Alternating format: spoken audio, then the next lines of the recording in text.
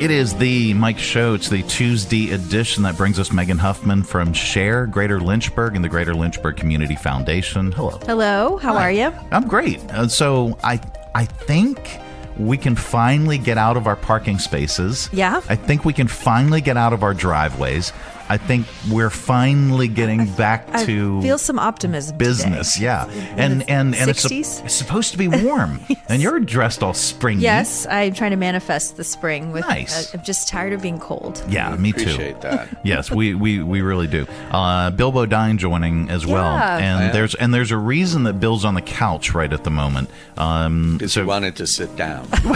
Well, I mean, he can sit down here in the wing, but he's going to be on camera and on the couch because you guys are going to be talking about something that he was involved with back in the day. Yes. So the Greater Lynchburg Community Foundation, which you know is the parent of SHARE Greater Lynchburg, started the Century Fund a number of years ago. And I wanted to talk to Bill a little bit about the history of that program starting and talk about some of the recipients, because we're in the midst of the window where applications are being accepted for the Century Fund until the end of this month. So we only have a few weeks left. And I wanted to make sure to put some spotlight on the Century Fund and make sure that people know there is a $100,000 grant out there for grabs. Yeah. And so I wanted to ask Bill kind of about how that got started when he was president and CEO of the Greater Lynchburg Community Foundation. Yeah, it's kind of interesting. We, historically, the foundation has given grants in the range of a few $1,000s up to $20,000 or $25,000.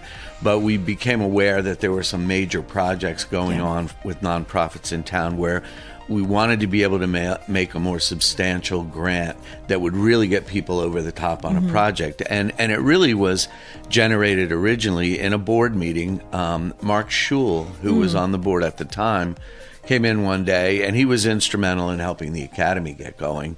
And he said, when people like the Academy have a project, they're fundraising, and they're getting close to their goal, wouldn't it be nice if we could generate a much larger grant, maybe once a year, to help somebody really get over the top? And so we talked about that, and we decided to raise $2 million in a special fund that 5% of that every year is $100,000. So we were able to do that in about 6 months. Wow. We raised that money, and through the generosity of some really big donors and a lot of smaller ones too. And so now we have this fund that continues to grow and continues to enable the foundation to make a single big gift. Yeah. And there's, the first one went to the free clinic. Yeah, Free Clinic was able to put a facade on the front of their building and update some of their treatment rooms, and that was the first one in 2020, I believe. And then,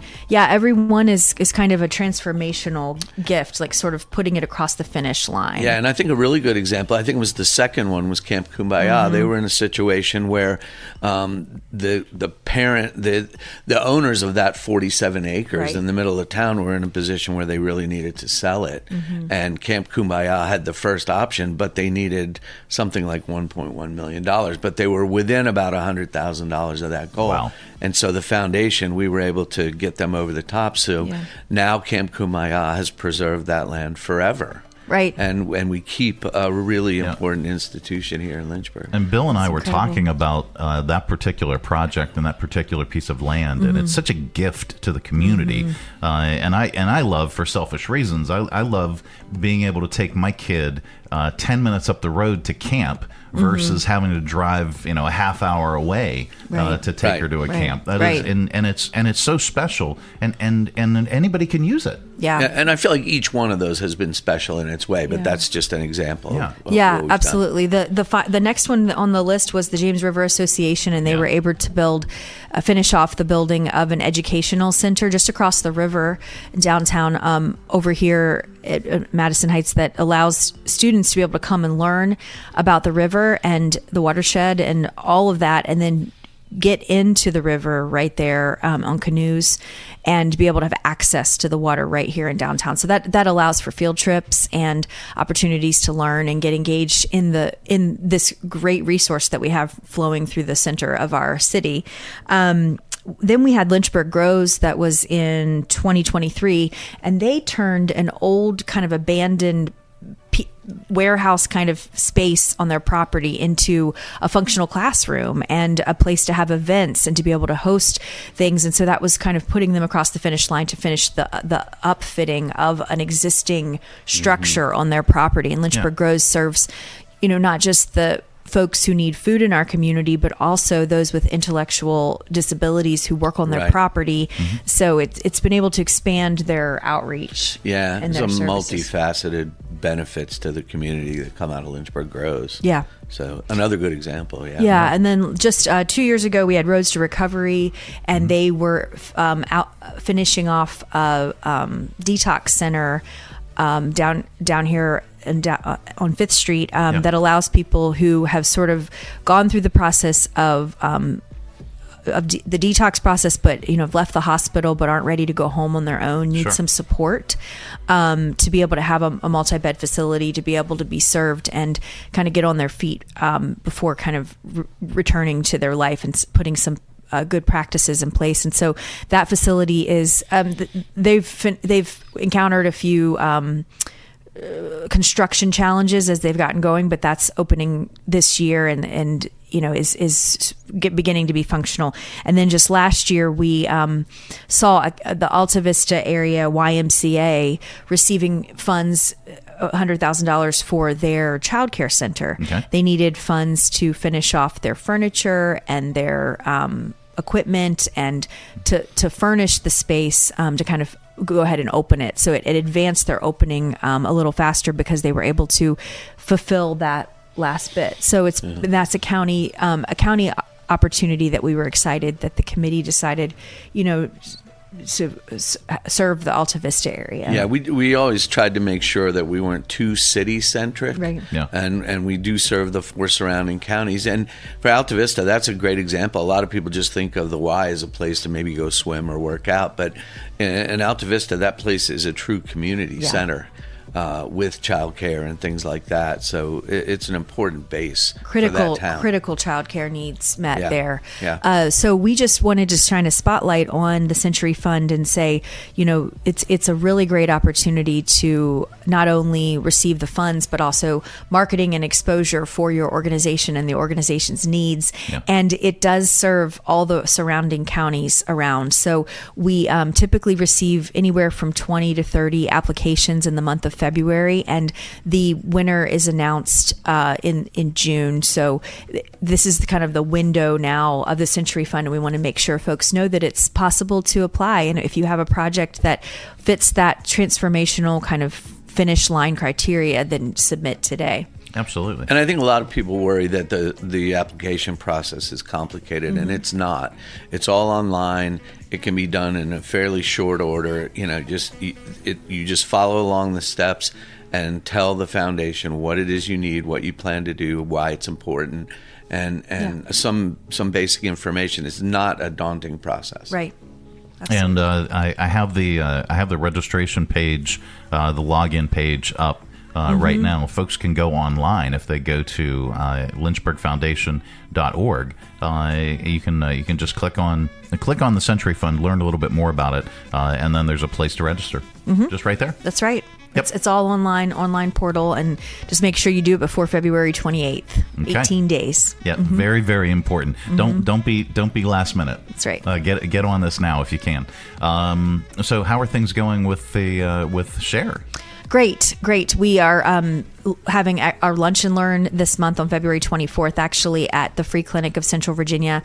As we've talked about, they had a devastating fire and smoke inhalation that required them to close for a period of time, and they are now moving back in. And by February 24th, we'll be able to tour the facility and just get back in the space and, for folks to learn about it. We already have 10 people registered, and we have a space for about 30.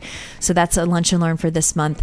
We're also gearing up for the, unbelievably, the nonprofit summit that's happening this summer, and so the registration is open for that. We're working with the Lynchburg Regional Business Alliance. You can find registration in our newsletter, and getting all the speakers and folks ready to come. We had about 140 40 people come last year representing, I think it was something like 65 different nonprofits. Okay. And our goal this year is to have more nonprofits represented and making sure that even everything from the large organizations down to the smallest come and have a day of learning. That is going to be, I believe it's July 29th, and that will all be in our newsletter. SHARE is also participating in the Young Professionals Summit this week on the 12th. And they want to do something hands-on. They wanted to serve in a way that allowed them to do something where they actually got their hands on a project. And so we've collected with Tori over at the LRBA, and we've collected items for hygiene kits. Okay. So some local you might want to check those out.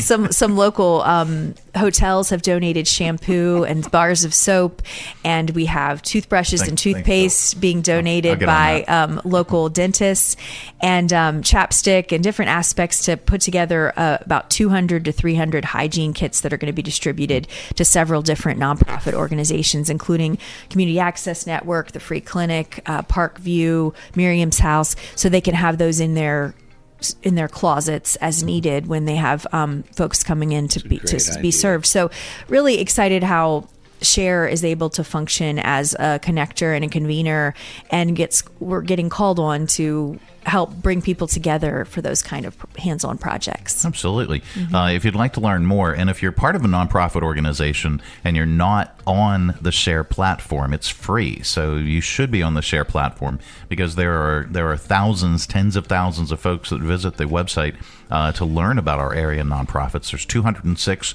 that are represented right now. There are plenty of volunteer opportunities, even at the board level. You can volunteer if you'd like to learn more about those opportunities. You can find them. You can purchase items for nonprofit organizations right from the platform, and you can also attend the events. So visit sharegreaterlynchburg.org to learn more. And if you're, again, part of a nonprofit, you're not on the SHARE platform, get on the SHARE platform. What's the matter for you? Yeah, what's the matter, huh? All right. Thank you, Bill.